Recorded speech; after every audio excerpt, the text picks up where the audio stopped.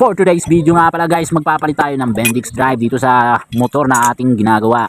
So gagamit nga pala tayo ng impact drive dito dahil mahirap pala tanggalin tong Phillips screw na to. Dito nga ay nagkamali pa tayo dahil medyo maliit ang screw na ginamit natin. Kaya medyo sablay ang ating pagpukpok. So hindi siya sumasabay sa ikot. Kaya sa sobrang tagal ako ay napapakamot. Kaya nga ang ginawa ko, nagpalit ako ng bala. Dahil tingin ko wala akong mapapala. Ngayon nga ay nakuha ko ang tamang sukat ng screw kaya tama rin ang aking nagawa. So first time kong gumamit nito pero aking nakuha. Napaikot ko nga at natanggal ko na. Eto, pupunta tayo sa pangalawa. Medyo nga nangangapa pa ako dito dahil nakalimutan kong magsapin para hindi magasgasa ng magneto.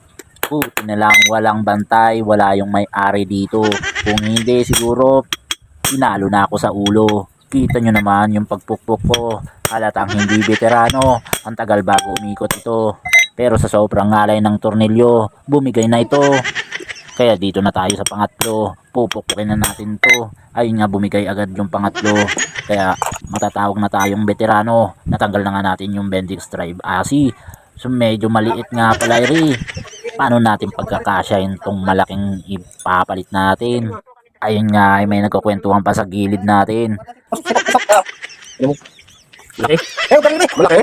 Magtatrabaho ka pa tayo. Sige. Ako yung manager dyan eh. Gusto ba? Paano magtatrabaho yan ng mga manager? Sasya yung ano? Ika ka lang siguro ng manager. Ano? Watching natin ka Dito nga ay ng problema tayo dahil medyo malaki yung nabili niya sa Shopee. Replacement kasi ang kanyang nabili. Kaya ako yung napaisip kung paano ito madadali. Ano mo? Napadala ka bukas? Ha? Oo, napadala ko siyempre sa laon lang. Basta siya ako.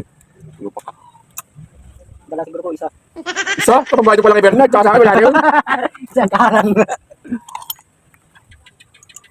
Ingay mo, nakalive wala to.